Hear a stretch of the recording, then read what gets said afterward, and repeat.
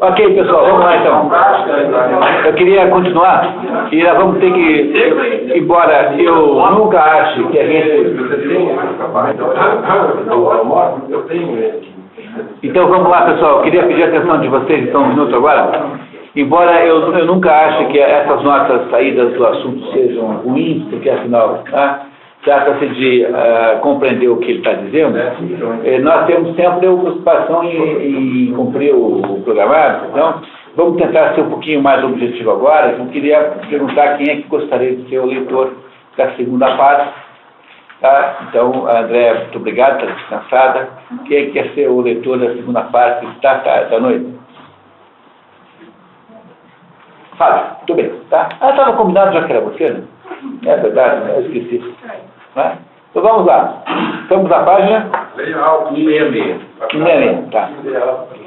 As pretensões concorrentes. Eu preciso explicar o título. Pretensões concorrentes significa gente que pretende alguma coisa, ou seja, candidaturas que estão disputando o mesmo cargo. Então, ele está falando aqui do problema da igualdade e da desigualdade. Então vamos ver agora como é que ele lida com as pretensões concorrentes, quando há mais de um querendo candidatando-se para algum determinado cargo, por exemplo. Né? Vamos lá. De fato, tenho as maiores razões para duvidar de que o Estado possa ser feliz sem uma boa disciplina e sem virtude. Portanto, é preciso que os iguais num ponto evitem defender a igualdade em tudo, e reciprocamente que as pessoas superiores em algum gênero não pretendam a superioridade absoluta. Entendendo isso, que coisa extraordinária que é esse comentário, o segredo é preciso que os iguais em alguma coisa, né? Isso, não os que são iguais em coisas genéricas, não pretendam ser iguais em tudo. Aceitem que em algumas outras coisas serão desiguais.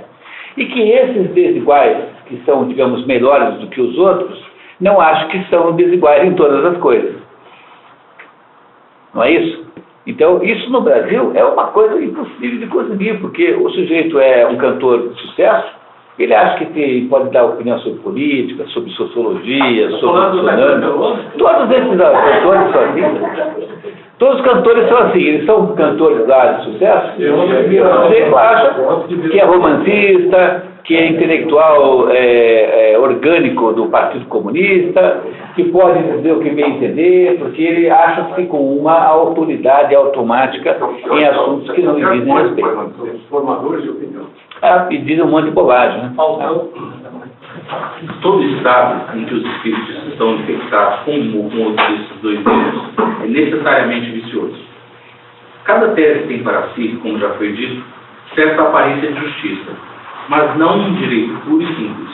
Os ricos, por possuírem a maior parte do território comum e porque de ordinário se trata comercialmente com eles, de preferência. Os homens livres e os nobres, por serem mais próximos e mais afeiçoados ao Estado do que os de condição abjeta, por toda a terra honram-se os nobres de sua região. Além disso, é moralmente certo que os fidalgos só geram fidalgos, e a nobreza é uma virtude inerente ao sangue. Isso aqui, nas outras traduções, está muito relativizado, não está tão peremptório como aqui. O que nas outras traduções está escrito é que há uma maior probabilidade de que de uma família nobre saia um nobre do que não sair. Mas não está absolutizado como está aqui, tá? Então aqui houve um certo exagero desse tradutor aqui. No fundo, é a defesa da hereditariedade, né? Que no fundo é a defesa que faz uns hindus das próprias castas. Os hindus dizem que as castas são hereditárias. Uma parte dos hindus acha isso, outra não. Mas há uma boa parte dos analistas vedânticos que vê uma certa hereditariedade mesmo. Então, se você perceber a sua própria família, a sua família tem uma certa índole. Por exemplo, quando analiso a minha família tem uma certa índole muito parecida. E isso é uma confirmação de hereditariedade também. Não é uma hereditariedade física, mas é uma hereditariedade mórfica, né, do campo mórfico do Rupert Sheldrake. Não é física, não é genética, mas é alguma coisa, aquilo que o Zondi chama de inconsciente familiar e que o Rupert Sheldrake chamaria de ressonância familiar. Então, você é assim como é porque os seus antepassados eram como foram. E o nome disso, do ponto de vista oriental, é karma. Karma não é aquilo que você fez na sua vida passada, que você nem sabe se teve outra. Não é? Karma é aquilo que você herdou como índole familiar. Então, se a sua família é composta de ladrões de cavalos, você tem que resolver esse problema. Então, a sua obrigação, dharma, é melhorar o karma da família. Então, se você for um sujeito que faça coisas contrárias a roubar cavalos, não estou falando em roubar automóveis como compensação, mas se você for um sujeito que tente consertar isso de alguma maneira, os seus antepassados, os seus sucessores terão menor chance de terem essa mesma índole. É esse o sentido hereditário que as coisas têm. Não é um sentido genético, mas é um sentido de campo mórfico. Como eu sempre insisto com vocês, né? O sujeito que tem a maior chance de descobrir alguma coisa sobre isso é o Rupert Sheldrake, com essa ideia da ressonância mórfica. Continuamos.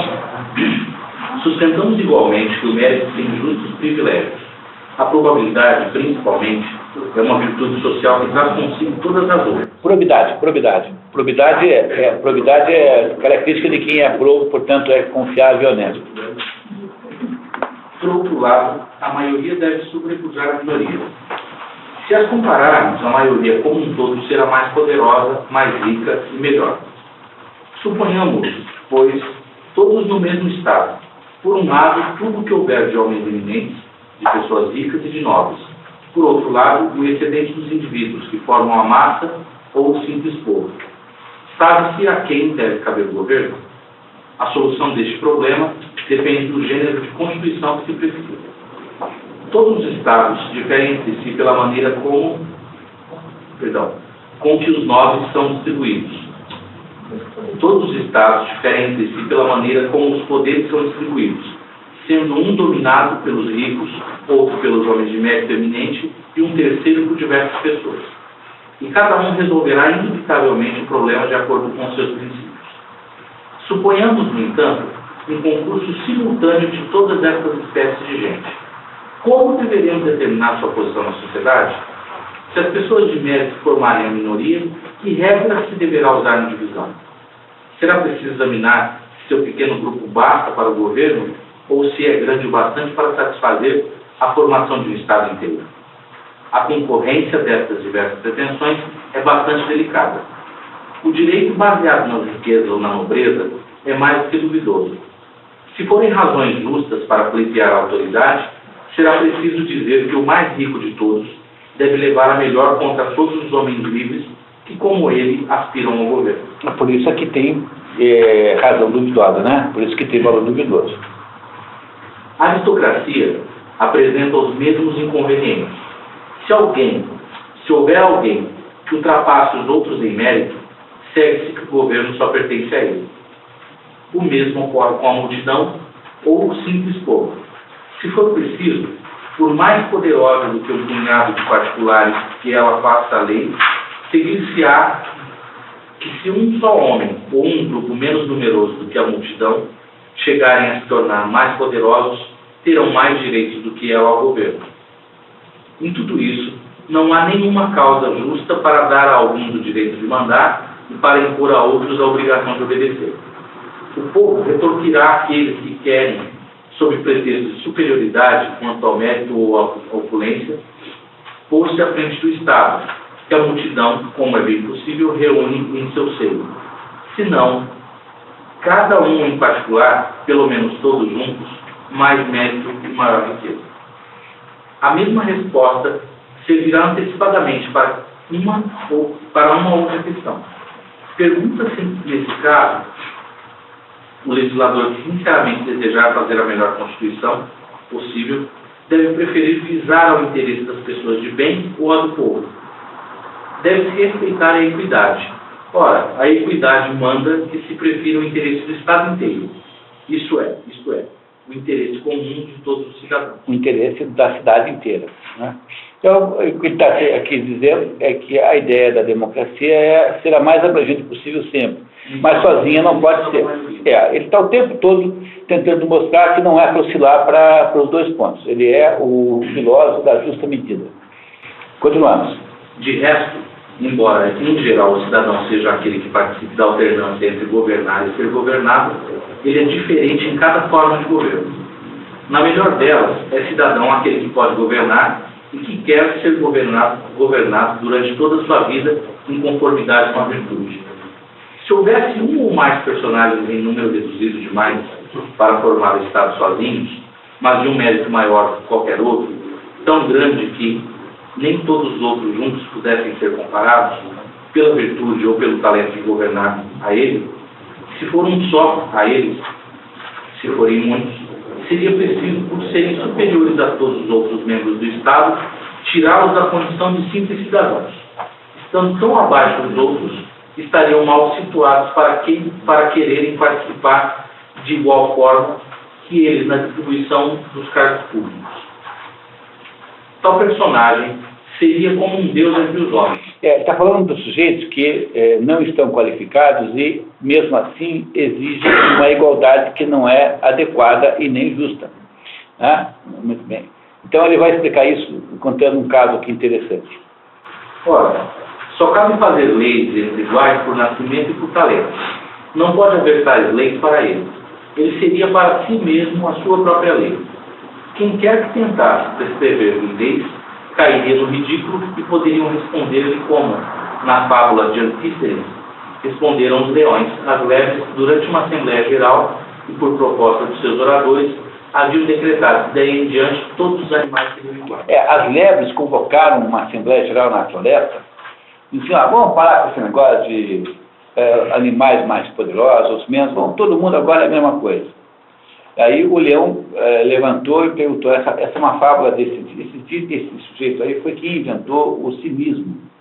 O cinismo foi uma filosofia iniciada no tempo de Sócrates, que só ficou famosa no tempo de Aristóteles, porque o Diógenes, que era contemporâneo de Aristóteles, foi quem assumiu isso. Só o cinismo achava que a felicidade humana está em você perder o fascínio pelas aparências das coisas. Então, o homem feliz é aquele homem que tem assim uma espécie assim de atitude natural perante as coisas, por isso que chama-se cinismo. Cinismo vem de cachorro, sinos.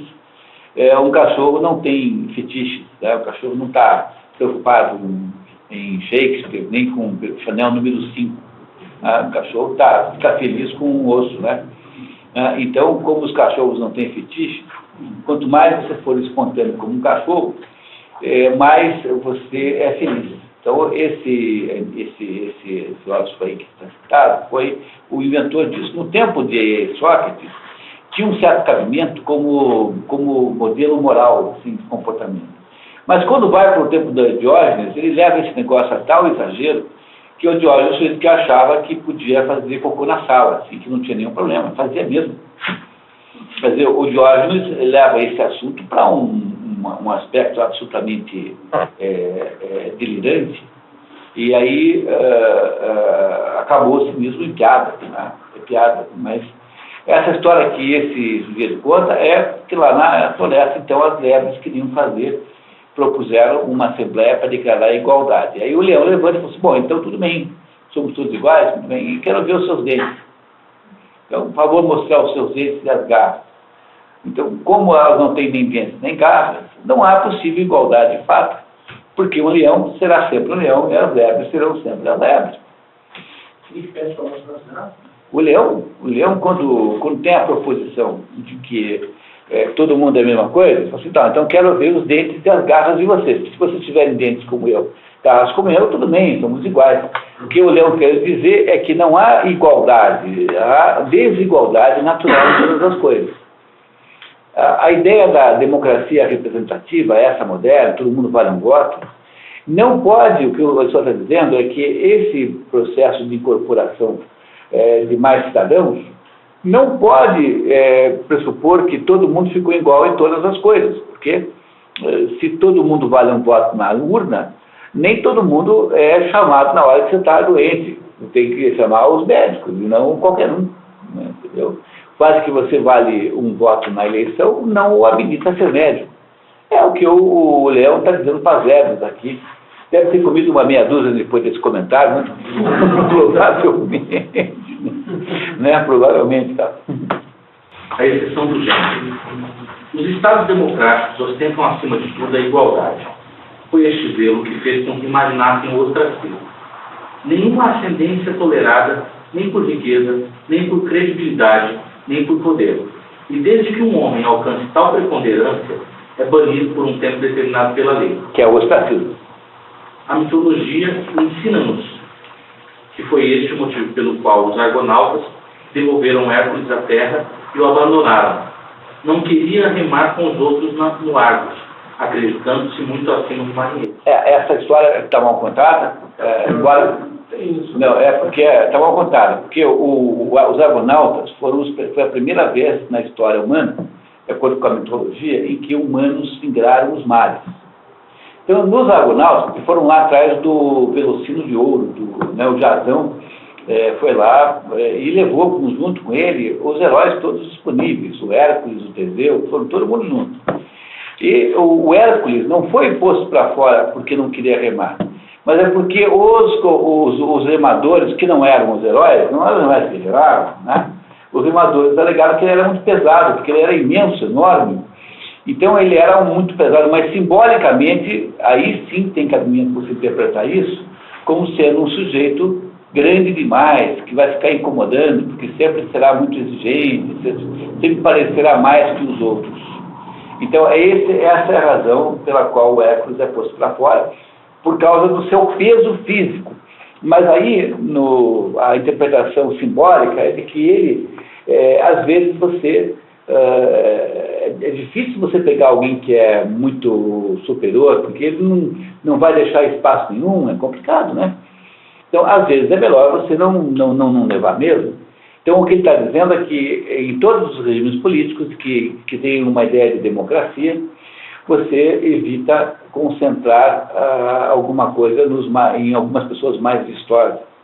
É o que ele vai explicar em seguida num exemplo bem interessante. Só por curiosidade, os outros acompanham a história contada errada, assim, ou... Os outros não é que esteja errado, tá? Ele está interpretando a história, tá? Esse aqui está interpretando a história. Então, nos outros casos, há uma interpretação mais próxima daquilo que eu disse. Então, no inglês está bem claramente isso, porque era muito pesado, né? E aqui é fácil de ver, é 1 minuto. Quem já recupera esse negócio, L3C8, livro 3, capítulo 8. Aqui, ó, tá? Então diz aqui, ó. Há também uma lenda segundo a qual os argonautas deixaram de levar Hércules em sua viagem, Hércules ou Hércules é a mesma coisa, né? Em sua viagem por razões idênticas, pois a Argo, o barco, né, se recusou a levá-lo com os outros expedicionários porque ele era excessivamente pesado. Em inglês está a mesma ideia. Então você pode interpretar que esse peso, né, é um peso moral, um peso pessoal, um peso de... Mas a ideia de que ele não queria remar é uma interpretação abusiva, porque ninguém imagina que o Jasão e o Teseu fossem remar o barco. Pois eram todos reis e um remar o barco, desde quando? Né? Não é possível, quer dizer, não está nem na interpretação, né, na tradução Oxford, nem no Mauro da Gama Cury, essa interpretação aqui abusada, né? Essa interpretação está abusada. Essa tradução aqui é ordinária, É verdade, né? Convenhamos, né? E entre a primeira edição e a segunda edição, estava vendo aqui, são 15 anos, né? 1991 e 2006. Não, é só pegar aquele mapa da bibliografia crítica, teve 4, 5 edições. Desse aqui da Martim Fonte? Tá? Está aí na bibliografia crítica. Você, aqui, ó. Primeira edição 91, segunda 98, terceira 2000, quarta 2002 e quinta 2006. Então, são 15 anos. Essa é a primeira e a última? Mas sim, primeira e última, não, eu entendi que era a segunda. Dava tempo de consertar. O que aconteceu aqui que pegaram alguém que estava meio desocupado e mandaram fazer. Muito bem, mas aí não está passando nada. É só vocês prestarem atenção que a gente vai consertando. Tem até um certo sentido artesanal na leitura, tem um certo charme. O que confirma, né, o Olavo de Carvalho disse uma vez, né, que o Brasil é o país com uma das piores traduções do mundo. Começamos, hoje você não estava ainda, começamos a conversa do dia com essa conclusão. Continuamos. O quê? O ostracismo é o ato que se tinha antigamente de expulsar alguém, banir por um certo tempo ou para sempre. Então você tem que ir embora e ficar 5 anos sem aparecer.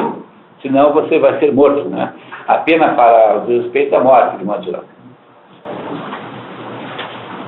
Talvez não haja tanto mal como pretendem os limites da monarquia absoluta no conselho de Periâmbulo, a Trasíbulo, que lhe enviaram um embaixador para consultá-lo.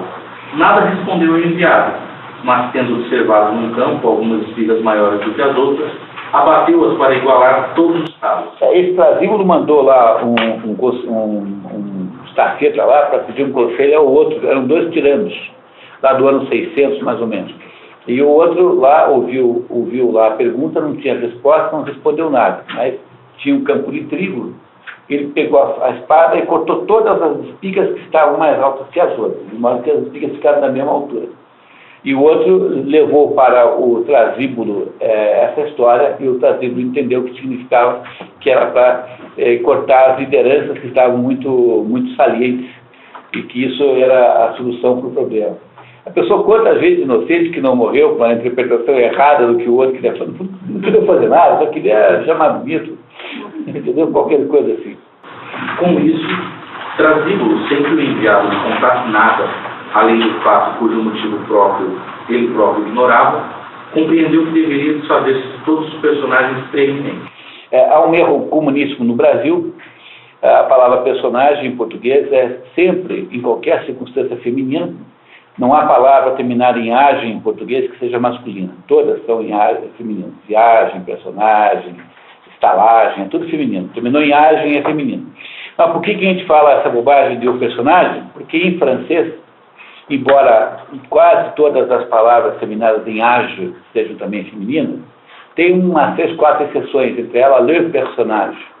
E aí então a macacada aqui foi lá e copiou a exceção francesa como se tivesse algum cabimento. Então, por favor, aqui em português, mesmo que seja homem, Procópio Ferreira executou muito bem a personagem Antônio.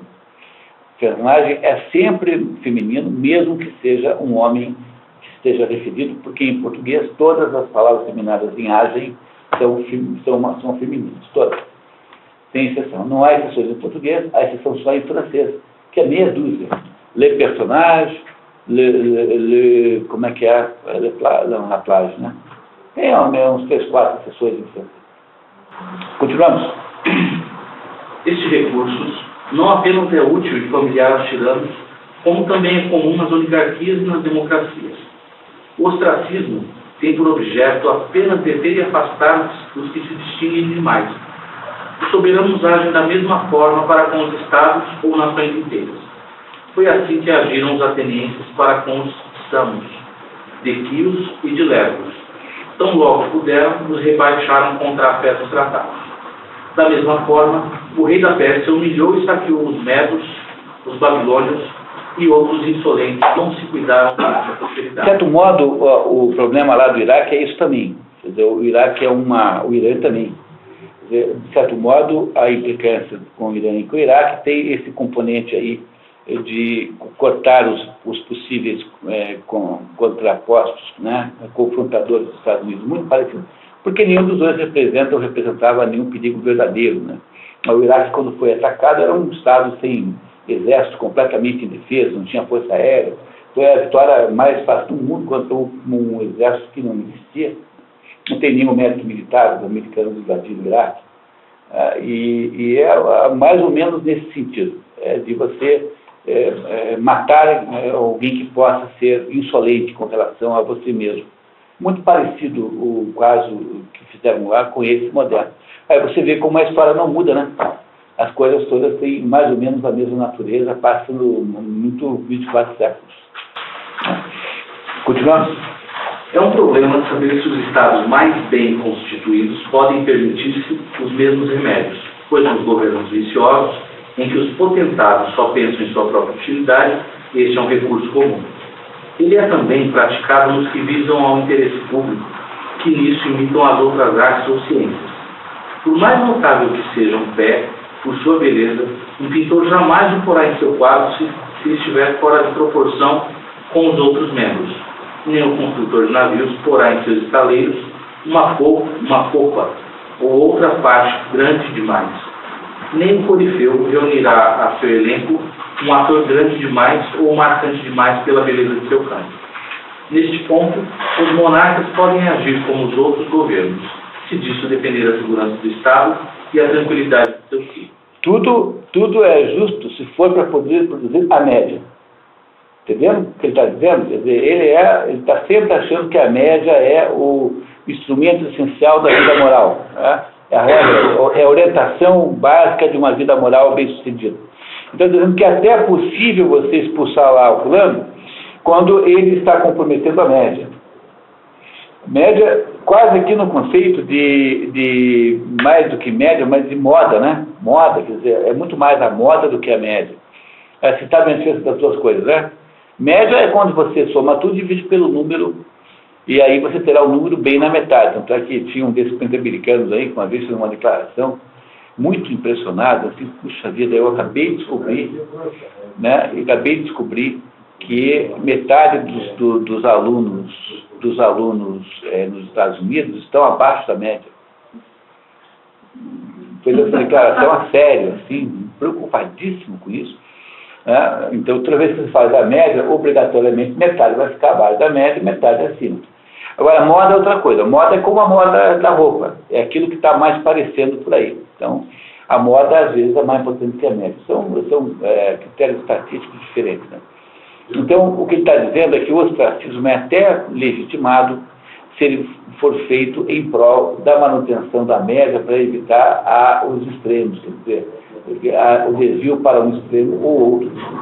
Então, aí você tem direito de mandar embora um sujeito encrenqueiro que vai produzir ou a oligarquia ou vai produzir uma democracia conturbada, entendeu? Ele está dizendo o seguinte, que apesar do ostracismo ser tipicamente um instrumento dos tiranos, e os tiranos usam apenas para se vingar pessoalmente de pessoas, porque o sujeito que não gosta do sujeito, você manda embora.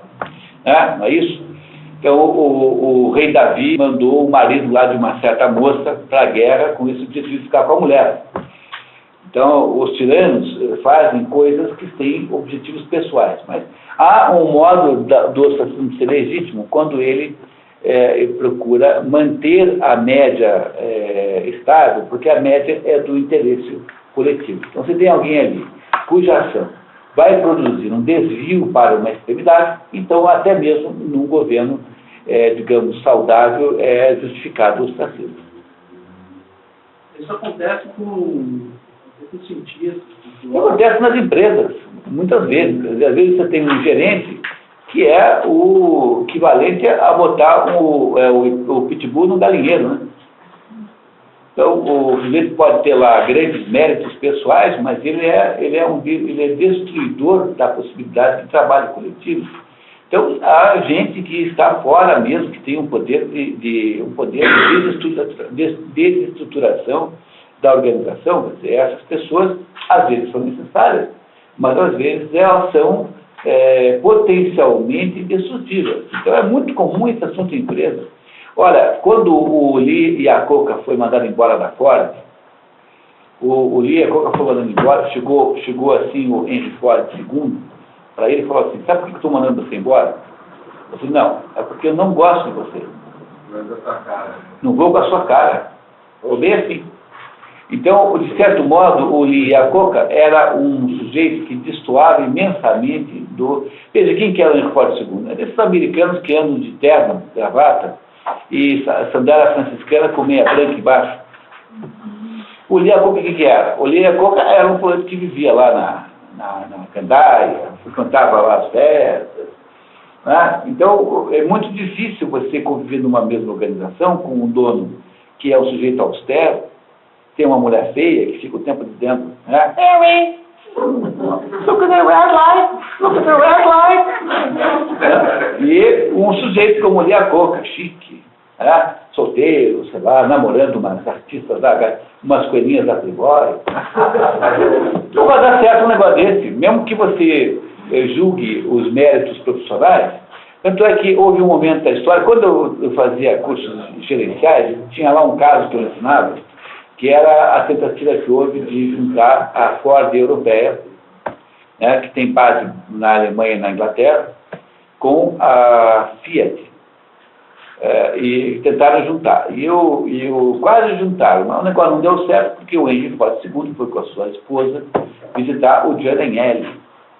E o Gianni Agnelli convidou para passar, sei lá, o negócio no final de semana ao mar, no iate lá italiano. Então, quando chegou lá o Henry Ford, entrou no iate, tinha aquelas mulheres todas nuas, completamente nuas, com aquela pele de gente que passa o ano na praia, é uma coisa. E o Gianni Agnelli foi trabalhar com 40 anos, tomava champanhe, e o Henry Ford lá de meia branca, sandália franciscana, e a mulher assim com a cara, né, botando assim as mãos no olho, pode ele não ver as mulheres. Você imagina se era possível fazer uma associação de duas empresas assim? Às vezes, um tem que ir embora mesmo. Agora, o diretor de marketing do Walmart foi demitido também. A cultura do Walmart é familiar, não está demonstrando, a mulher era toda... Tá vendo? Era uma daquelas moças que estavam lá no barco do Gianni Agnelli. Entenderam o problema? Às vezes o ostracismo tem uma legitimidade, porque ele tem por objetivo viabilizar a média do processo. É isso que ele está contando para nós aqui, que não é necessariamente um estratagema escuso do mundo tirânico. Às vezes você tem que mandar embora mesmo, porque vai haver uma ruptura no processo. Bom, mas continuamos ouvindo aqui a história. Vamos lá. Então, o Sócrates é um exemplo disso aí ou não? Do quê? Ele estava estourando e... Não, aquele Sócrates é outro caso. O Sócrates era o sujeito que achava que não tinha que necessariamente seguir os mesmos deuses da cidade. Ele achava que um indivíduo, quer ver, é assim, se viesse um marciano aqui e capturasse você, de baixo para baixo, tá? Então, por meio da sua pessoa, você, os marcianos saberiam tudo sobre todos os seres humanos, porque você, potencialmente, né, você é um microcosmo, um exemplo dos seres humanos em geral. Então você representa toda a humanidade. Mas se os marcianos levassem embora uma cidade inteira, a cidade de Atenas no tempo de Sócrates, em 399 a.C., os marcianos não saberiam o que é sociedade humana, porque Atenas, em 399 a.C., não representa a sociedade humana. Mas o Sócrates representa, mas também representavam os seus acusadores. Qualquer pessoa do mundo representa a sociedade humana inteira. Então há uma tensão. Entenderam? Há uma tensão, novamente, aqui. Lembra que sempre acaba em tensão. A tensão é que, embora o Sócrates represente uma individualidade que é que de fato pensa, existe e faz homenagens aos deuses, ele pertence a uma sociedade da qual ele não pode expressar. Então, o fato de que ele está, ao mesmo tempo, subordinado à verdade da sua própria consciência e, ao mesmo tempo, subordinado às regras da cidade, gera uma tensão que é insolúvel, como todas as outras. Ao mesmo tempo que Sócrates está subordinado a uma coisa, ele está subordinado a outra. E não pode expressar nenhuma das duas. E é dessa tensão que nasce a filosofia. Porque quando você é capaz de sacrificar a sua vida em função dessa tensão, então é possível nascer uma independência da consciência, que é a essência da filosofia. Então, no caso de Sócrates, é completamente diferente a situação. É por isso que tem um ditado que diz que aqueles que se adequam são os que sobrevivem. Os que destoam demais, eles realmente se incomodam. Então... Sócrates não sobreviveu pessoalmente, mas 2.400 anos depois estão falando dele. Então, os seus acusadores, o Ânito, os outros três lá, são completamente desconhecidos, ninguém lembra deles, só lembramos como maus. Então no fundo, tem que ver qual é a amplitude que você quer dar a essa interpretação. Essa é uma visão evolucionista e darwinista, né? Quer dizer, a visão darwinista evolucionista é uma visão eugênica, em última análise. Eugênica, para não falar eugênica, para ter algum eugênico vai ficar chateado, eugenística, no sentido de que ela pressupõe que o ser humano tenha uma incapacidade de conviver com a atenção. Porque às vezes a atenção continua, ela não serve para explicar nada no ser humano. Ela serve para explicar aí determinados animais, né? Por exemplo, você tem lá na Inglaterra, aumentou a poluição, só sobreviveram aquelas borboletas que têm as asas escuras, porque elas se escondem na poluição, e as que não são mortas. Então, tem aí algum cabimento nisso? Tem. Mas a experiência humana não se explica por esse critério.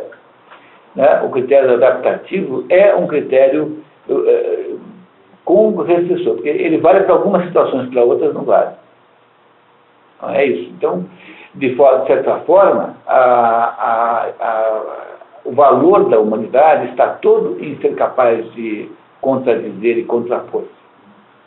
É isso que torna a humanidade valiosa, porque nós aí nos tornamos dependentes das pressões naturais das coisas. Então, seria melhor fazer o contrário, né? Nunca sacrificar a consciência, a adaptação, pagando qualquer preço por isso. Se Sócrates não tivesse feito isso, não teria filosofia. Se Jesus Cristo não tivesse pregado com todo mundo, porque ele poderia ter descido da cruz e podia ter enchido todo mundo de bolacha. Então, ele não fez. Por quê? Porque ele sabia que só pelo sacrifício pessoal é que ele iria criar o cristianismo. Então, a contraposição não adaptativa parece, às vezes, ser a única solução verdadeiramente certa sob os termos humanos. Muito bem, agora, isso não vale aí para uma padaria que tem que mudar o forno para outra tecnologia. Aí tudo bem, tá? Você é capaz de ter que mudar o forno mesmo. Se ficou muito caro o gás, tem que botar para a eletricidade. Estamos falando de outro aspecto. Isso é verdade, mas isso é verdade parcialmente apenas. Continuamos? Vamos lá. Quando surgem partidos ou indivíduos poderosos demais, o ostracismo não é inteiramente destituído de razão política. Viu? Está vendo? Tá. Sem dúvida, seria melhor que, desde a primeira instituição, o legislador constituísse seu Estado de maneira que jamais precisasse usar de tal remédio. Porém, se a ocasião se apresentar,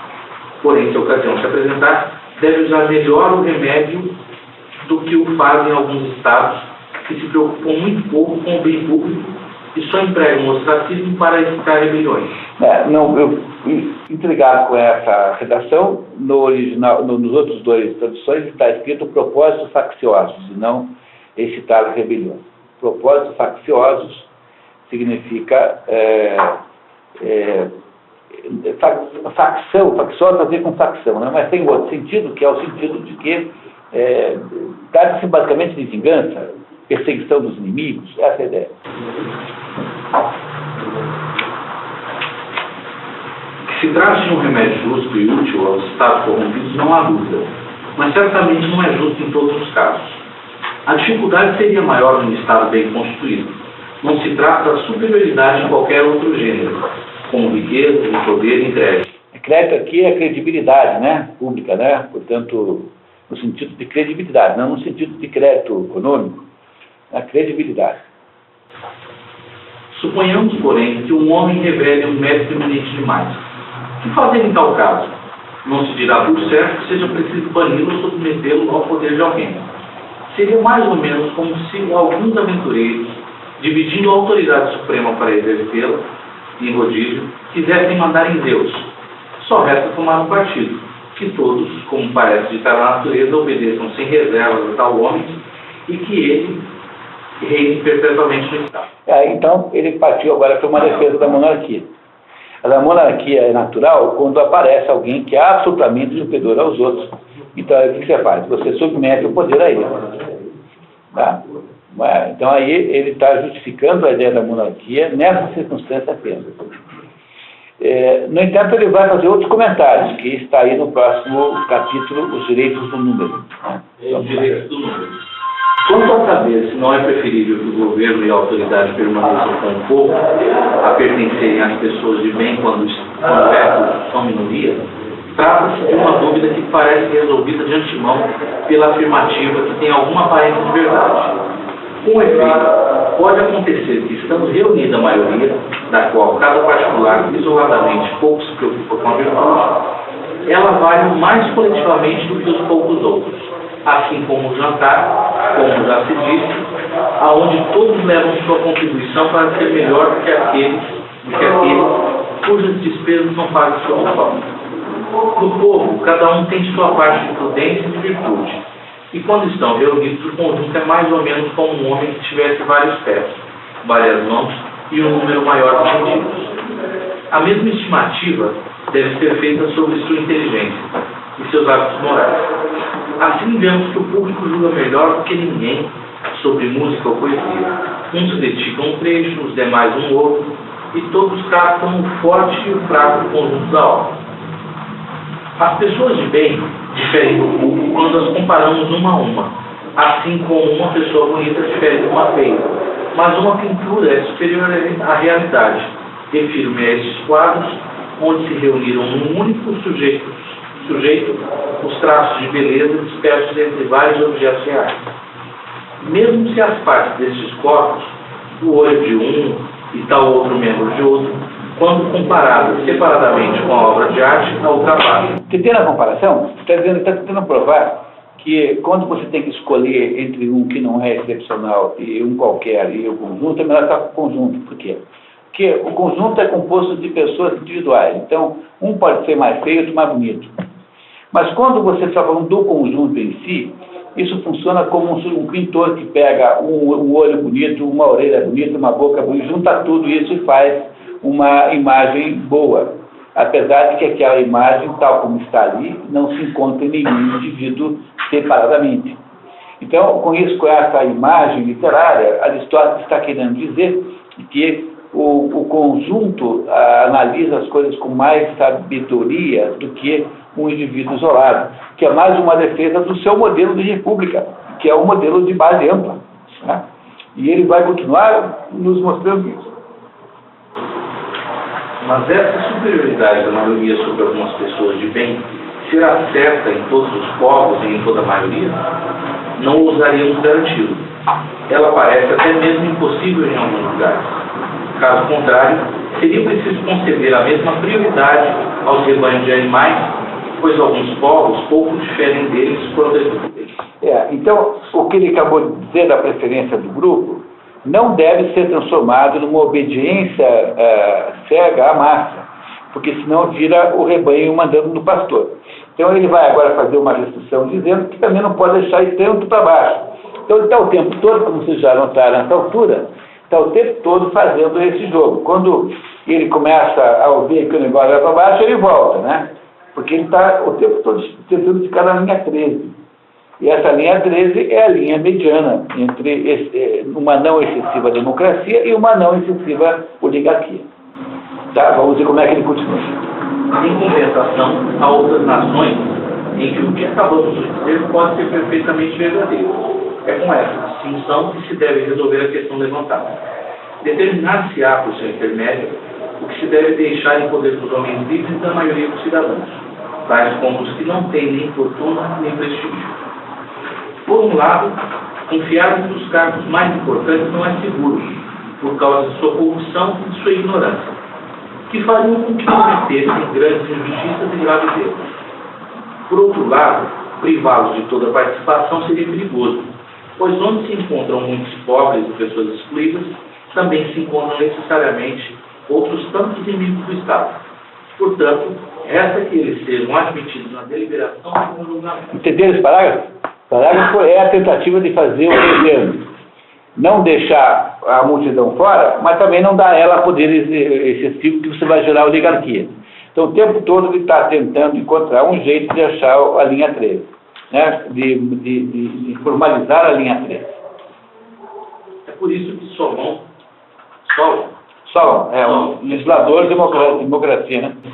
e alguns outros legisladores lhe concedem as eleições e a censura dos magistrados, sem contudo tolerar que exerçam sozinhos alguma função pública. Embora cada um em particular não tenha condições de julgar, reunidos eles têm bom senso suficiente e, juntamente com as pessoas de melhor nível, podem ser de alguma utilidade. Assim como alimentos grosseiros misturados com outros mais finos, alimentam melhor o corpo do que uma pequena quantidade de pratos delicados. É feijoada com foie, entendeu?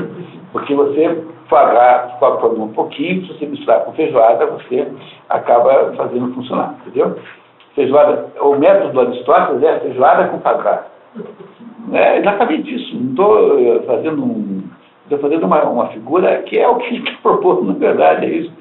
Tem que ter a feijoada e o foie juntos, senão não dá certo. Só a feijoada não funciona, só o foie não dá. Então tem que ter os dois. Esse é o modelo político da República Democrática, que é o item 13, que daquele esquema que vocês têm aí.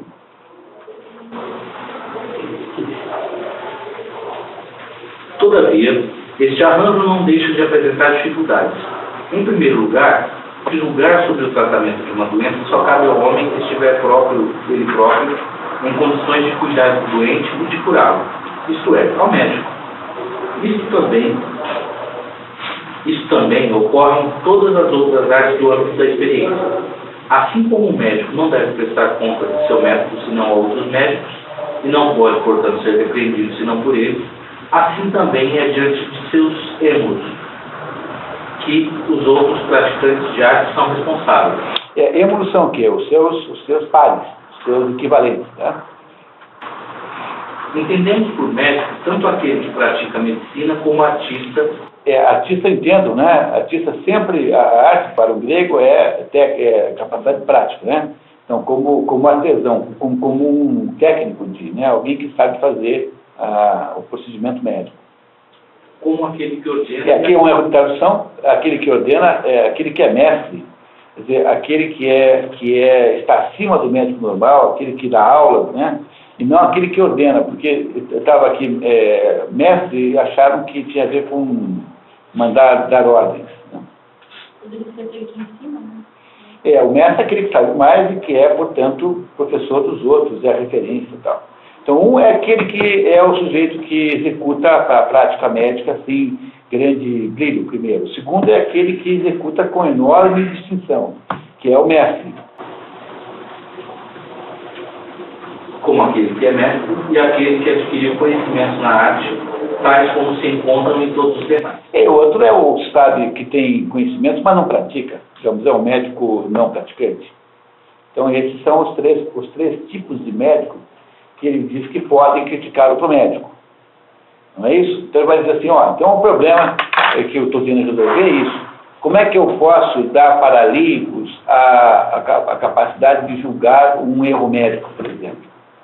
Então ele não pode fazer isso. Então há um certo momento em que apenas uma pessoa com uma certa especialidade, portanto com uma desigualdade, pode ser chamada a opinar. No entanto, tem o ponto de vista do paciente, que é aquele que, sem saber nada de medicina, sofre os efeitos da ação do médico. E esse é também para ser levado em conta. Portanto, aí também é uma tensão entre a tensão que há entre essas duas coisas. Então, tem o arquiteto desenhando a casa e o sujeito que não sabe desenhar a casa, mas que usa a casa. Então, esses dois têm opiniões diferentes e igualmente importantes sobre a casa. O usuário e o que faz, que é o que ele está nos mostrando, que é mais uma tensão aí que tem que ser resolvida nessa história de misturar democracia com oligarquia. Né? Vamos ver como é que ele explica isso. Estes últimos não são menos competentes para julgar do que os outros. O mesmo deve ser dito a respeito das eleições. Bem eleger é próprio dos que sabem, por exemplo, dos geômetras em matéria de geometria e dos pilotos em matéria de pilotagem. Pois se a competência se achar nos simples particulares, pelo menos estes não julgam melhor do que as pessoas instruídas. Parece, pois, que não se deveria deixar ao vulgo nem a eleição, nem a censura dos magistrados. Não se deixar ao vulgo, né? Nada dessas coisas. No entanto, como isso é tensional, há um outro aspecto que a gente vai agora ter que lembrar, que é o que ele vai dizer em seguida. Tudo isso talvez não fique sem respostas se tomarmos um pouco coletivamente. Sobretudo se não tiver nascido para a servidão, nem sido embrutecido pela escravidão. Como já disse, cada um será menos capaz de julgar do que um dos outros, mas todos juntos julgarão melhor ou tão bem quanto eles. Há muitas coisas em que o artista não é o único nem o maior conhecedor. Artista que sempre perceba, né, no sentido de artesão, né, o que faz a parte prática, né, o artífice. Talvez fosse melhor chamar de artífice do que de artista. Essa afirmativa do Aristóteles está meio estranha, né? Qual? Cada um será menos capaz de julgar que os outros, mas todos julgarão melhor ou tão bem quanto ele. Ele vai justificar agora na seguida. Mas não, Vamos ver o que ele está dizendo, daí a gente consegue. Eu entendi aqui que 22 cabeças pensam melhor que duas, é isso, né? Não, estou dizendo o seguinte, que uma pessoa sozinha, eu não sou capaz de analisar o trabalho do médico, a não ser que eu fosse médico. Mas quando você está falando do conjunto, em determinadas circunstâncias, o conjunto tem, porque o conjunto incorpora diversas visões e componentes, pode ter a mesma capacidade de julgar uma coisa que um especialista. É o que ele vai explicar em seguida, vai ficar mais claro. Outros serão igualmente competentes sem exercerem a mesma arte. Por exemplo, quanto a uma casa, não cabe ao arquiteto saber como ela deve ser, mas sim a quem a usa, ou o seu intendente. Da mesma forma, o piloto julga melhor sobre o leme do que o carpinteiro, e o dono da casa ou o organizador de banquete do que o cozinheiro. Essa comparação basta para resolver a questão. Quer dizer, é possível que pessoas que não são da corporação dos cozinheiros tenham alguma coisa a dizer sobre a qualidade da comida. Isso nem sempre é possível em todos os assuntos, mas em muitos assuntos é verdade. Então, com isso ele está dizendo para você não desprestigiar o julgamento popular das coisas. Porque, embora o sujeito que fez a lei não seja advogado, não seja especialista em lei, ele sofre os efeitos da lei. Então, o conjunto deve ter uma visão que ajuda a entender a qualidade daquilo que foi feito. Levantei a questão só por um fato, né? Um dos maiores erros da história foi de uma decisão coletiva, né?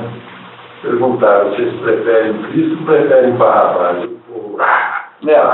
Mas isso, quer dizer, não se está garantido, não se está garantido a qualidade, né? Veja, mas a decisão individual também foi ruim. Depois nesse trecho aqui que eu percebi que você refere à qualidade da coisa. E não a decisão. Mas veja, no caso da decisão individual, aí no caso de Jesus Cristo, as decisões individuais também eram igualmente ruins. Não é isso? Também eram ruins. Então, não se trata aqui de... O que ele está querendo dizer é o seguinte: quando você cria um sistema republicano como esse que ele imagina, que é um sistema que fica meio termo entre o poder do povo e o poder da elite, você tem que resolver esses problemas todos que nascem dessa contradição, porque isso é tensional. Essa situação que ele está achando que é melhor é tipicamente tensional, porque o povo quer os efeitos, mas não sabe fazer, não entende. Se você deixar todo o poder para quem entende, eles tomam o poder e não dão bola para o povo. Então, esse troço do meio tem que fechar de algum jeito. O que ele está expondo é a dimensão tensional da solução mista que ele encontrou. Porque a solução que ele está usando é uma solução mista, e ele está tentando ver como é que sai dessa. Então, ele está aqui filosofando sobre os problemas tensionais que nascem disso.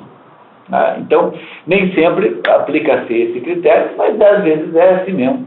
Quer dizer, sobre um mesmo assunto, pode haver duas opiniões igualmente valiosas e igualmente legítimas.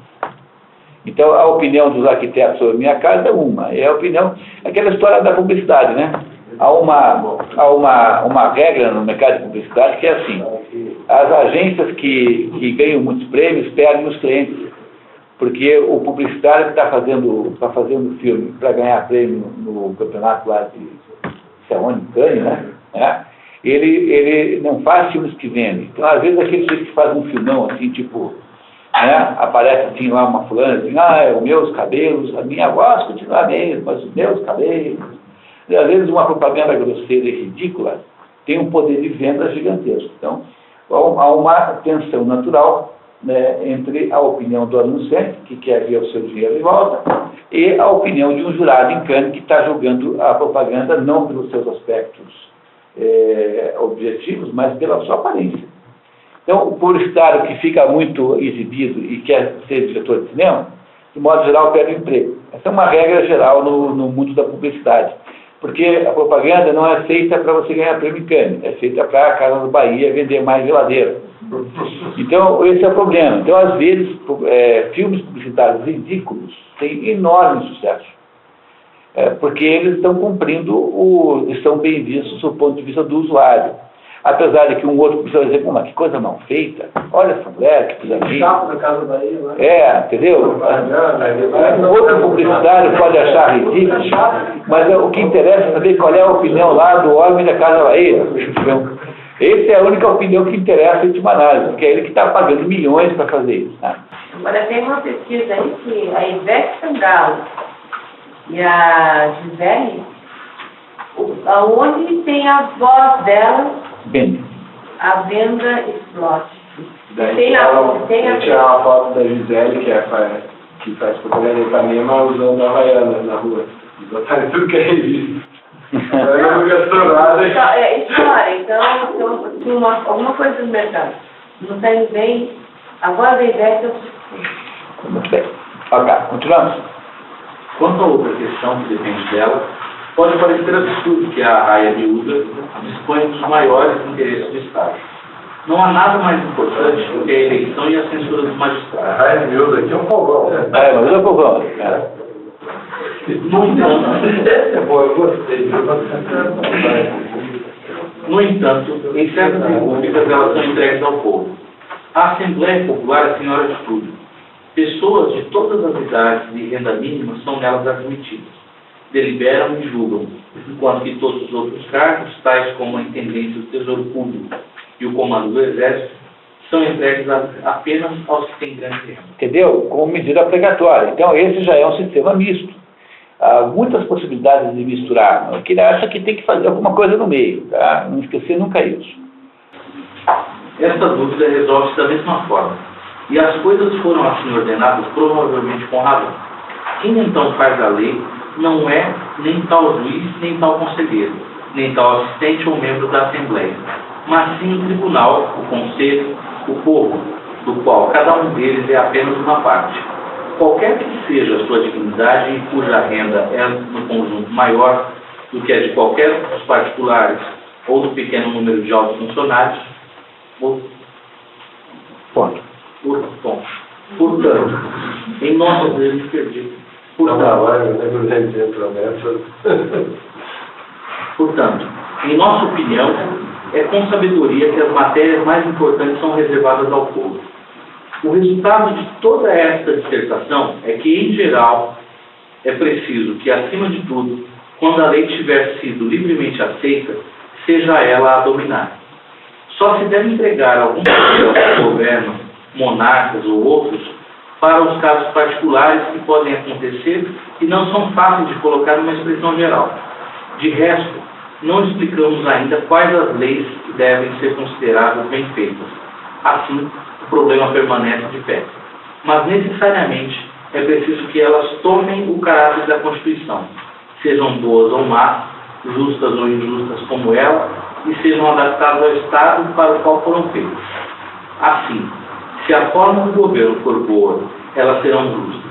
Se for depravada, serão injustas, como uma consequência necessária. Uma das principais diferenças entre o modelo platônico da República e o modelo aristotélico é que, para o Platão, não há alternância, quer dizer, não há nenhuma possibilidade, não há nenhuma alternativa em relação ao modelo platônico.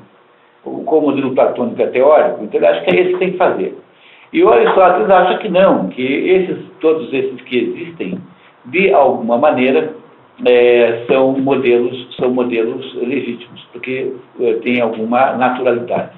Então, Platão é assim, Platão acha que tudo aquilo que é lógico tem de funcionar. E Aristóteles acha que tudo aquilo que está funcionando deve ter alguma coisa de lógico. Entenderam essa diferença? Eu vou repetir porque é importantíssimo. O modelo platônico de governo, que é o modelo da república, é um modelo só ao qual ele não permite nenhuma mudança, não há nenhuma negociação em torno daquilo. Então, esse é o modelo ideal do rei filósofo, em que o rei é formado em filosofia e que governa. Então, esse modelo tem que implantar. Ele tentou fazer isso 3 vezes em Siracusa. Nas 3 vezes deu-se mal.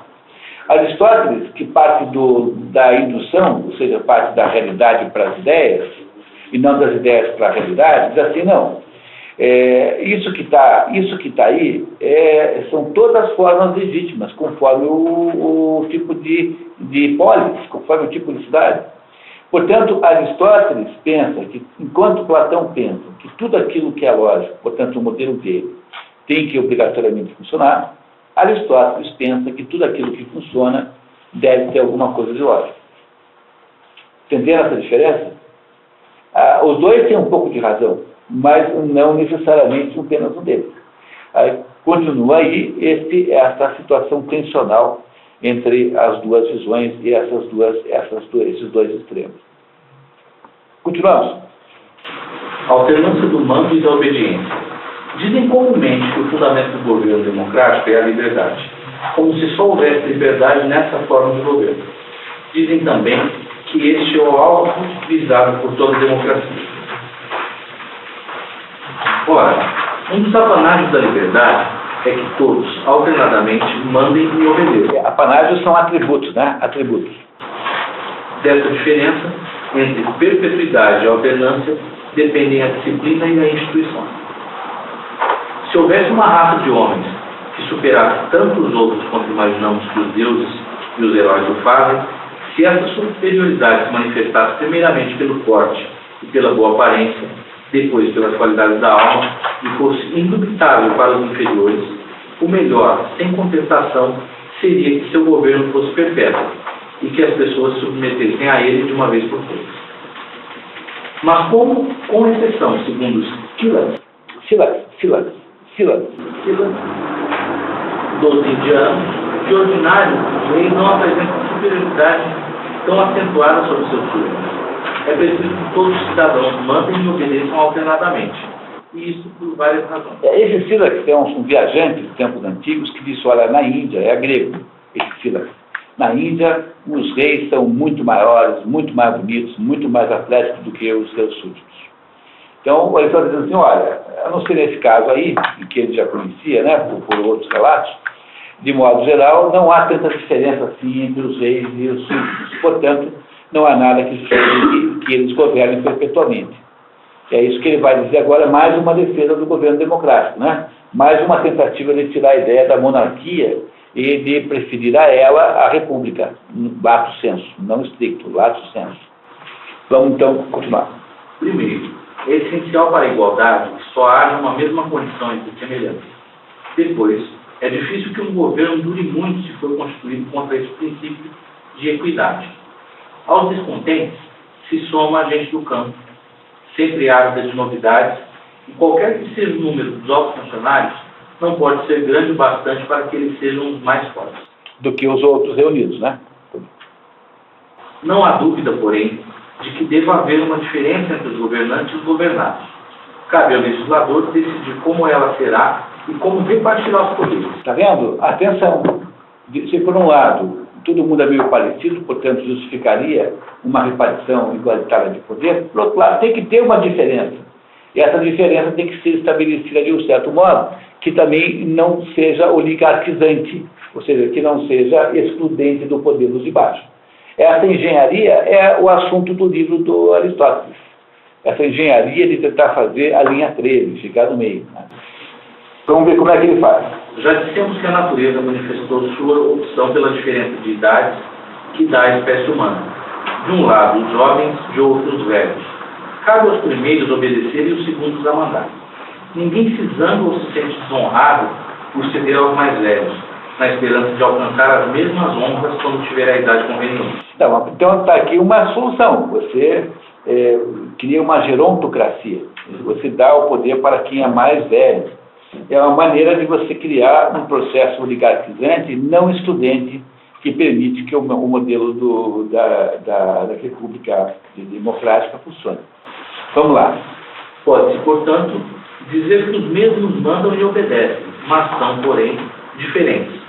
Assim, a disciplina deve ser em parte a mesma e em parte diferente. Pois, de acordo com o provérbio, para bem comandar é preciso ter antes obedecido. O comando, como expusemos nos livros anteriores, relaciona-se ou com o interesse do comandante ou com o do comandado. Um é despótico, outro é liberal. Há coisas ordenadas que diferem menos pela execução do que pelo princípio que determina que sejam executadas. Por isso, várias funções que à primeira vista pareceriam servir podem ser executadas honestamente por homens livres. A honestidade e a torpeza residem menos na natureza do ato do que no motivo que faz agir. Olha aí, olha aqui, essa informação, esse ponto é importante. A honestidade e a torpeza residem menos na natureza do ato do que no motivo que faz agir. Esta igualdade na alternância do mando e da obediência é o primeiro atributo da liberdade, que os democratas colocam como fundamento e como fim da democracia. Sua segunda característica é a faculdade de viver como se quer. Este direito também emana da liberdade e é até mesmo aí que reside toda a sua energia, pois só se é escravo porque não se pode viver conforme se deseja, donde resulta que um homem não deve se submeter a ninguém ou que isto só deve acontecer se houver desforra, consequência necessária da liberdade distribuída a todos em igual medida. Supostos esses princípios, eis as máximas democráticas que eles decorrem. E vai fazer agora uma somatória de itens que caracterizam a democracia que ele acha que é certa, né? Então, vamos ver o que ele acha que tem que ter na forma democrática. Primeiro, que todos têm direito de escolher dentre todos os seus magistrados. Segundo, que todos têm poder sobre cada um e cada qual deve alternadamente governar os outros. Tem que haver troca de poder, né? Muito bem. Terceiro, que os magistrados devem ser sorteados, ou todos, sem exceção, ou pelo menos aqueles cujo cargo não requer nem luzes nem experiência. Quarto, que não se deve ter a este respeito nenhuma consideração para com a fortuna, ou então a menor das quais deve buscar. Quer dizer, para tornar acessível isso tudo, não se deve estabelecer barreiras de renda, né? Barreiras de patrimônio. E se for ter barreira, que seja muito baixa, que dê acesso a todo mundo. Quinto, que a mesma magistratura não deve ser conferida mais de uma vez à mesma pessoa, ou pelo menos que isso aconteça raramente e para pouquíssimos cargos, a não ser os militares. Sexto, que todos os cargos devem ser de curta duração, ou pelo menos aqueles onde essa breve duração for conveniente. Isso parece com o que a gente faz hoje em dia, de contratar gente para a vida inteira? Não, né? Quer dizer, justamente a não garantia de emprego que garante a qualidade da democracia. Porque se o sujeito ele garante o emprego, ele vai virar parasita do Estado, que acontece com uma enorme parte, não todos, mas uma enorme parte dos funcionários públicos.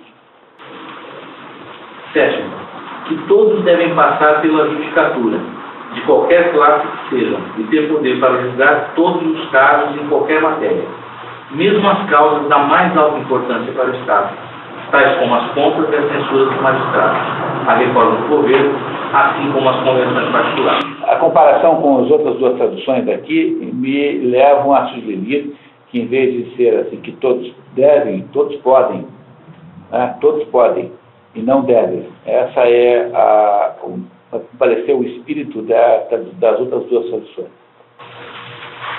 Oitavo, que a Assembleia Geral é senhora de tudo e os magistrados de nada, ou que pelo menos a Assembleia seja a única a decidir sobre os grandes interesses e não caibam aos magistrados senão os negócios de pouca importância.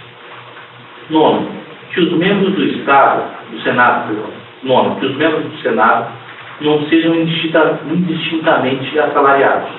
Os salários arruinam o poder da magistratura. O povo, ávido de salários, atrai tudo para si, como dissemos anteriormente. Não é para pagar vereador, não é para pagar deputado, nem senador. Quer dizer, os membros da Assembleia têm que fazê-lo por patriotismo puro e simples. E não porque são pagos. Não remunerar os políticos. Essa é a ideia aqui.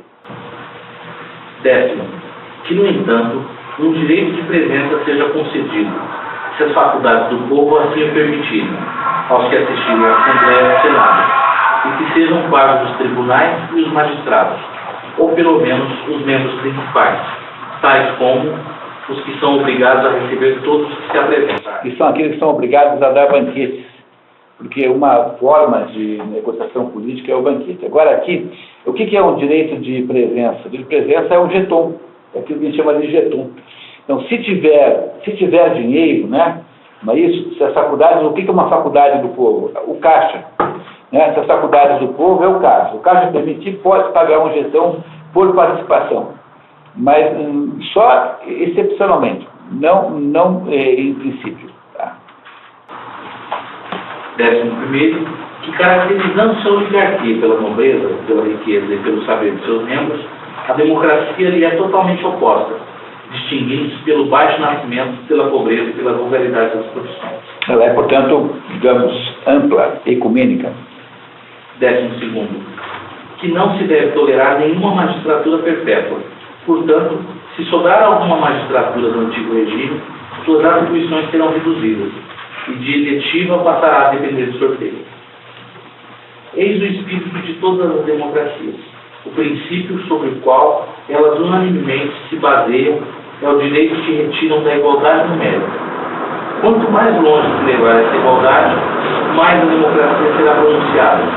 Pobres e ricos colocados em pé de igualdade, outorguem o poder a todos, para que um após o outro o exerçam, sem exclusões nem disparidade.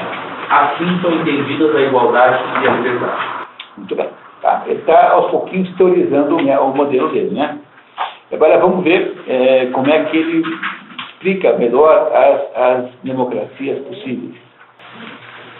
Apreciação dos diversos tipos de democracia. Dos 4 tipos de democracia aqui explicados, a melhor é a que pusemos em primeiro lugar em nossa enumeração. É também a mais antiga de todas. Tem a mesma posição que seu povo entre os povos, entre os outros povos. Nós não vimos os 4 tipos porque na reorganização do texto, né, esses 4 tipos ficaram lá no outro canto. Tá? Só entender que houve esse descolamento sequencial. Sem contestação, o melhor povo é o que se ocupa da agricultura. Existe, pois, disposição natural para a democracia em todos os lugares em que o povo tira sua subsistência da agricultura ou da criação de gado. Exatamente por terem poucas riquezas, essas pessoas são muito laboriosas e não realizam com frequência assembleias nacionais. Não tendo numerosos domésticos, fazem elas próprias seu trabalho e não desejam que pertence a outro.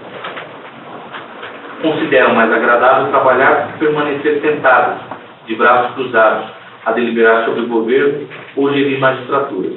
A menos que haja muito que ganhar neste trabalho, pois a maioria prefere o lucro à honra. A prova de sua despreocupação, quando não se desperta de sua cupidez, é que suportaram muito bem seus antigos déspotas e ainda hoje se acostumam com a oligarquia quando os deixam trabalhar e não tiram seus pertences. Então, eles logo alcançam a riqueza, ou pelo menos a abastança. A abastança aqui está sendo usada no sentido de suficiência e riqueza. Né? Então, a abastança é menos que riqueza. Suficiência, esse é o sentido da palavra abastança aqui. Não sei se é legítimo, viu? Mas é o sentido que Aristóteles quis dar ao texto. Ele diz que o melhor jeito de fazer democracia é com a população rural, porque ela está preocupada em trabalhar e não fica polemizando em torno de bobagem, não está de olho no erário público, tem uma atitude de concentração na sua vida antes de se concentrar em assuntos políticos. Estão dispersos, portanto não estão muito juntos, não fazem sedições e nem conspirações. Vai continuar explicando para nós. Se tiverem além disso alguma missão, ela é mais do que satisfeita pelo direito do voto que lhes dão nas eleições e na auditoria das contas. E mesmo que nem todos tivessem direito de assistir a elas, mas apenas de ser voz deliberativa nas assembleias demais. Com efeito, é preciso considerar isto como uma das formas de governo democrático. Era essa que havia em Mantineia. Portanto, importa ao primeiro tipo de democracia, e esse sempre foi um dos seus costumes, reservar a universalidade dos cidadãos às eleições e a censura dos magistrados, assim como a justiça. Não se confiam os mais altos cargos, senão aos mais ricos. Os segundos, aos que o são bastante. Ou então não se confia nenhum cargo através desse tipo de consideração, mas apenas aos que se mostram capazes. Um Estado só pode ser bem governado quando é desta maneira, pois os cargos sempre serão preenchidos pelas pessoas mais honestas, de acordo com o povo, que não inveja aqueles que estimam. Esta Constituição deixará contentes os homens de bem e os nobres. Por um lado, terão a vantagem de não serem governados por pessoas baixas. Por outro lado, quando chegar a sua vez, tomarão mais cuidado para governar equitativamente, pois terão contas a prestar a outras pessoas que os julgarão. Pois é bom depender de alguém e não ter toda a liberdade para fazer o que se quer. Esta liberdade, indefinida, é uma má garantia contra o fundo de maldade que todo homem traz consigo ao nascer. Resulta necessariamente dessa precaução a maior vantagem para todo o Estado, que é ser governado por pessoas de bem, que a responsabilidade torna, por assim dizer, impecáveis, e isso sem ameaçar a superioridade do povo. É evidente que a melhor de todas as democracias é a que é assim constituída. Por quê? Porque nela o povo tem sua importância. Então, percebendo? Ele está construindo um modelo. Como é que faz para fazer esse sistema do meio? Então, que é um balanço, uma sintonia fina entre um controle, de alguma maneira, dos melhores, né? que não transforme aquilo numa demagogia, e uma representatividade suficiente para que não haja rebelião embaixo. Continua o Aristóteles tentando fazer o modelo. Pois não. Quando ele diz que essa liberdade definida é uma má garantia contra o fundo de maldade que todo homem traz consigo ao nascer. A potência do mal. Tá? Os seres humanos, eu não chamei a atenção, devia ter chamado, essa... É a definição do pecado original. De certa maneira essa é uma informação muito importante. Não, mas isso não tem tendência para o bem. Não é que tem tendência para o bem. O homem faz coisas para o bem, julgando que são as melhores. Mas o homem tem dentro das suas potências uma potência do mal. E essa potência do mal como o Alexandre muito bem disse, no cristianismo é explicada pelo pecado original, que é uma constatação disso, né? Porque a primeira coisa que nós fazemos é desrespeitar a única regra que tinha. Então, a única regra que tinha no paraíso é fazer o que quiser, menos comer aquele fruto. Então, o homem tem inatamente uma potência para o mal. Então, essa potência para o mal que você tem que coibir, criando, então, alguma espécie de limitação à liberdade humana, que é o que ele acha que tem nesse sistema que ele está propondo. Tá? É uma potência para o mal que você deixa livre quando é o caso de um monarca onipotente. Então, você faz o que bem entender. Olha, num governo democrático não, porque a lei impede, porque você presta contas à Assembleia, né, ao Senado, e assim por diante. É isso que ele vê como vantagem em relação aos governos autoritários. Querem consolidar e propagar esse regime agrícola, dentre as excelentes que existiam antigamente entre os vários povos, foram sobretudo as que não permitiam a ninguém possuir terras ou acima de certa quantidade, ou a uma distância grande demais da cidade onde se mora. Em vários estados era proibido alienar a herança paterna. Uma lei de Oxílios, cujo efeito é aproximadamente o mesmo, proibia que se hipotecasse parte dela aos credores. Podemos retificá-la por um texto dos Apsitianos, que vem bem a propósito.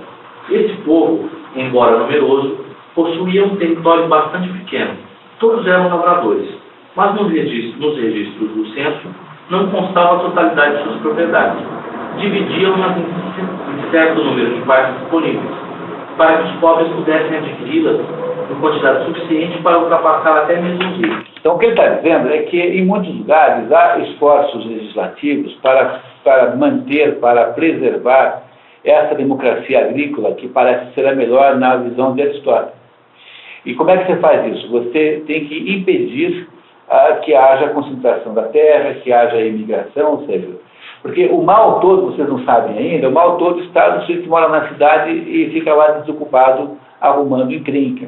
Então, para impedir que isso aconteça, você tem que manter o modelo agrícola. Por exemplo, na Caxemira, as propriedades são pequenas. E as propriedades pequenas, ou melhor, elas são pequenas e estão no limite da viabilidade econômica. Por exemplo, no Paraná tem propriedades agrícolas em média de 35 hectares. 35 hectares é uma chácara, não é nada. Então, no Paraná, você não consegue dividir mais a propriedade, em média, porque uma propriedade abaixo de um certo tamanho não é mais viável economicamente. Quer dizer, o produto agrícola não é capaz de viabilizar a vida de um cidadão.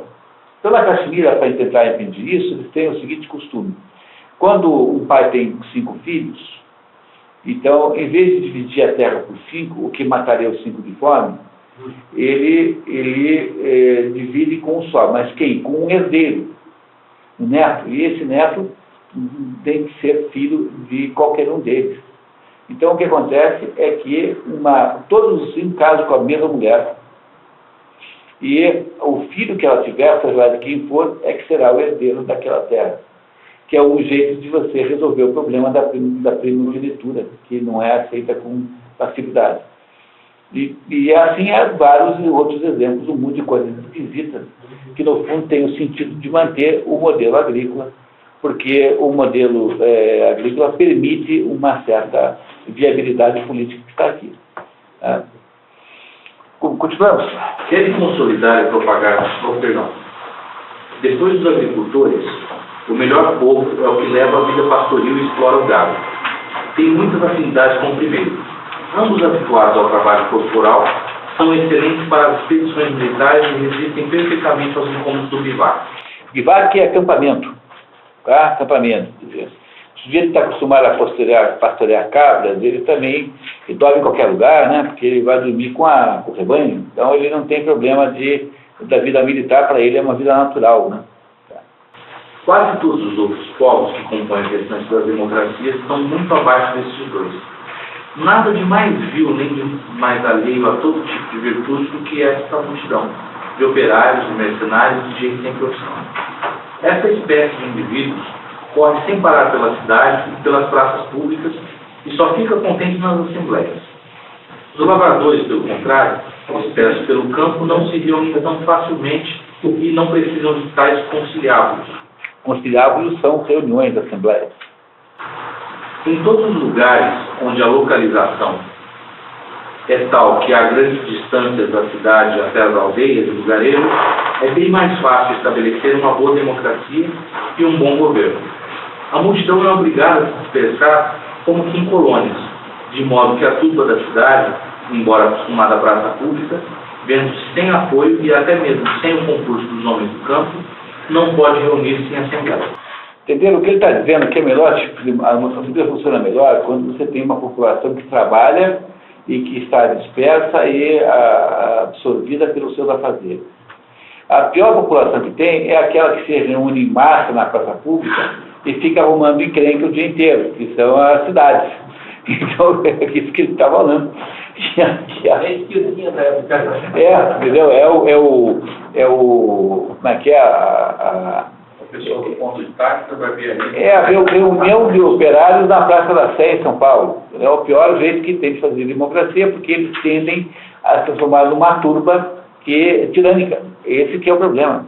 Que é isso que ele quer evitar, mantendo o modelo agrícola. Por isso é que o modelo agrícola é melhor do que o modelo urbano para a manutenção da democracia. É isso que ele está dizendo. Tem uma certa sabedoria nisso. Claro que é outra época, né?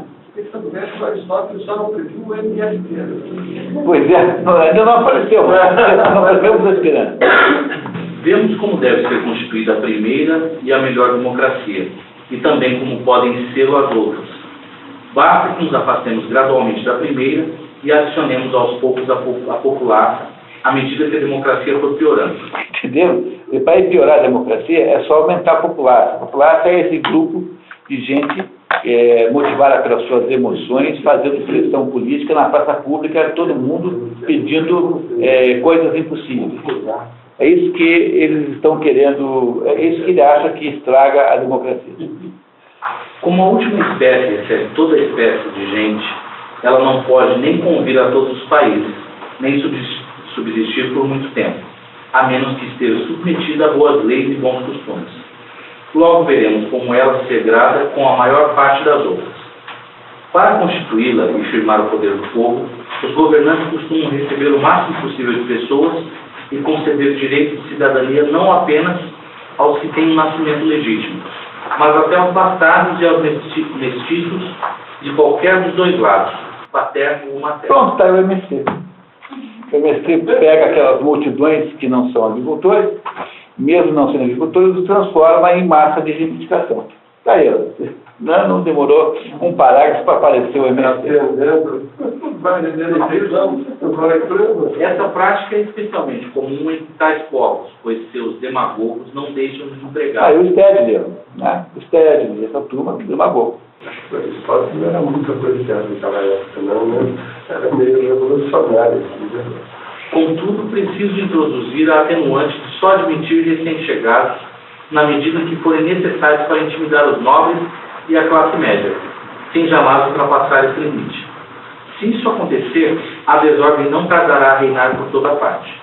Os nobres, que já têm muita dificuldade para suportar esse governo, e democrático, né? Tá. se irritarão cada vez mais. Esta foi a causa do levante de Cirene. Fecham-se os olhos diante de um pequeno inconveniente.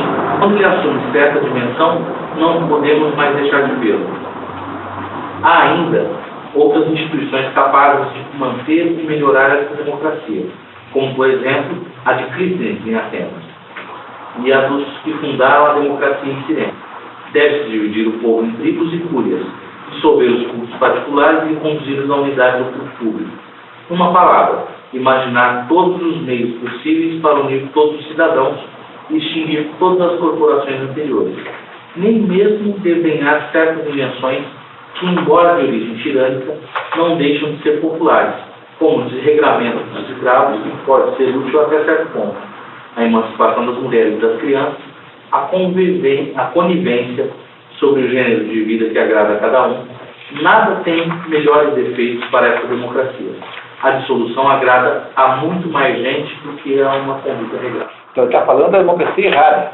Está dizendo que para você criar esse efeito turba, né, que os demagogos fazem, você tem que fazer demagogia para com todo mundo. Quer dizer, propor uma vida desregrada é conseguir adeptos. Propor uma vida regrada é conseguir gente aborrecida com você. Aí, pessoal, vamos ler só mais um pedacinho para a gente não ficar no meio do capítulo. Tá? As leis das oligarquias. Tá? Vamos ler mais um pouquinho. Eu sei que a gente passou um pouco da hora, mas hoje é um dia especial. Podem se inferir da democracia quais devem ser aproximadamente as leis das oligarquias. Basta tomar disposições totalmente contrárias às da democracia e teremos a oligarquia correspondente. A primeira é a mais moderada de todas, vale dizer, a que mais se aproxima do que se chama propriamente de Estado. As classes de cidadãos devem ser distinguidas conforme a renda maior ou menor, dando esta última a condição de chegar aos cargos necessários, e a primeira aos grandes cargos, de sorte que quem quer que alcance este nível de riqueza possa aspirar a ocupá-los. A divisão pelo censo deve ser tal que aqueles que têm renda exigida sejam mais numerosos e mais fortes do que os que não são admissíveis. Mas também é preciso ter sempre a intenção de que aqueles que são associados ao governo venham somente da parte sadia do povo. A oligarquia, que vem depois dessa primeira, deve ordenar-se quase da mesma forma, a não ser restringindo um pouco mais o número de elegíveis. Aquela que corresponde à última forma de democracia tem muito do despotismo e da tirania. Quanto pior ela for, mais precisa de precauções para se garantir. Assim como os corpos de bom temperamento... Bom temperamento é em bom estado de saúde, tá? E os navios de sólida construção suportam vários choques sem se destruírem e, pelo contrário, os de compleição fraca e os navios semi-apodrecidos e mal equipados não resistem aos menores abalos, assim também as más formas de governo não podem durar sem muitos artifícios para se apoiar.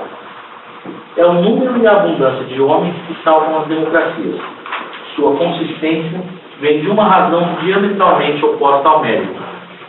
A oligarquia, pelo contrário, só pode conservar-se pela melhor ordem de suas partes. Assim como a multidão, que se compõe principalmente de 4 classes a saber: primeiro, os agricultores; segundo, os ligados às artes e os ofícios; terceiro, os comerciantes; quarto, os trabalhadores manuais. Assim também existem 4 tipos de guerreiros, a saber: primeiro, a cavalaria; segundo, os hoplitas, ou infantaria armada dos pés à cabeça; terceiro, a infantaria ligeira; e quarto, a marinha.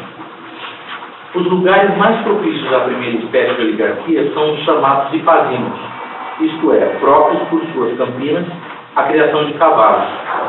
Esses lugares são propícios à oligarquia mais poderosa. Seus habitantes são protegidos e conservados pela cavalaria.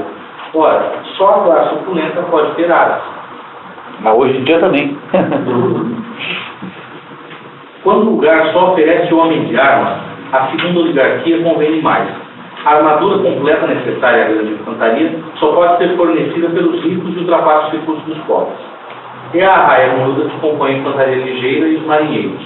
Em toda parte onde abunda esta turba, há perigo de democracia para os ricos.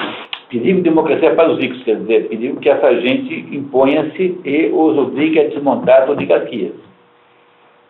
Se acontece alguma divisão, os combates de ordinário terminam desfavoravelmente para eles. Para os ricos. Para sanar este inconveniente, é preciso contar com hábeis generais que misturem a cavalaria e a infantaria pesada em número suficiente dessa tropa ligeira. Assim apoiada, ela combate com maior desenvoltura.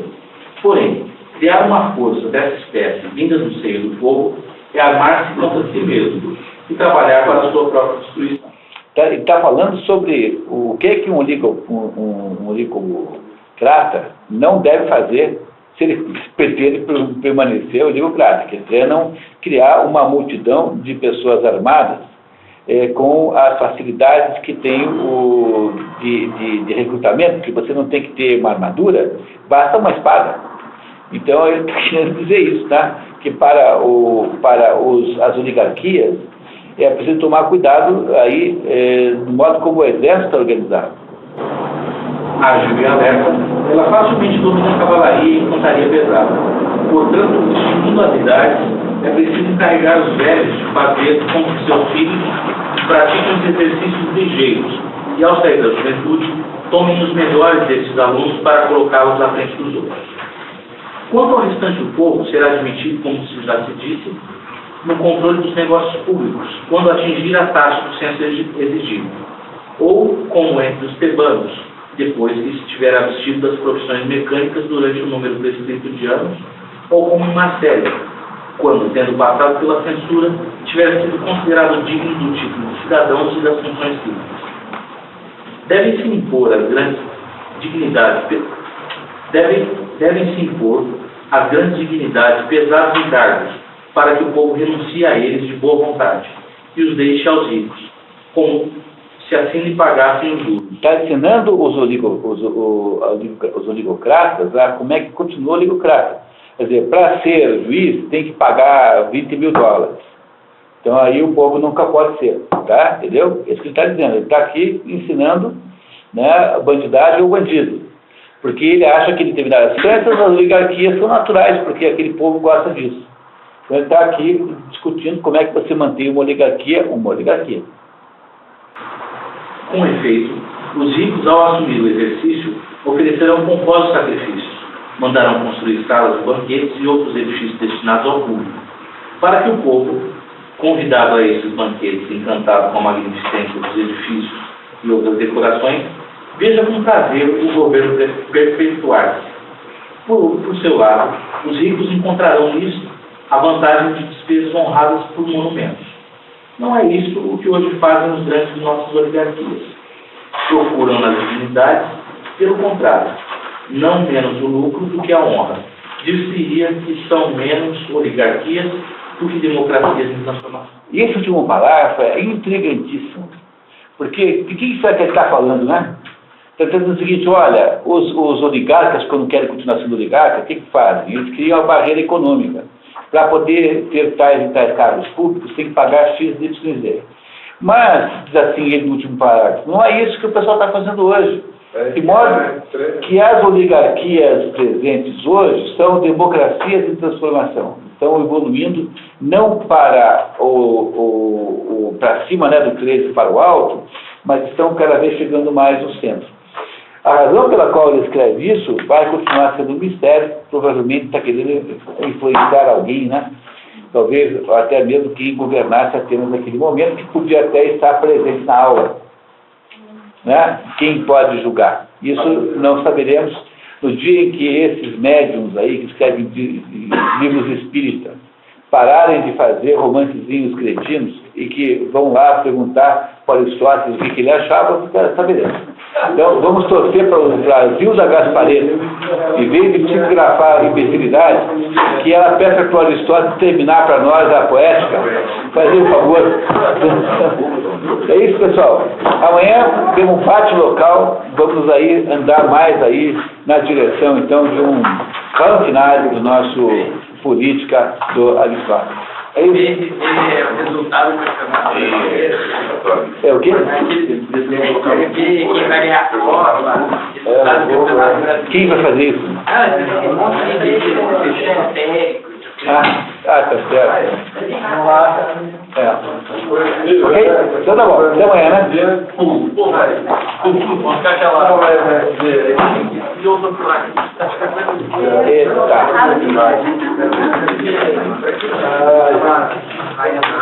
Passei um pouquinho dourado hoje, né? Não, Isso aí faz parte, né? faz parte. Vamos começar antes para terminar depois. Vamos começar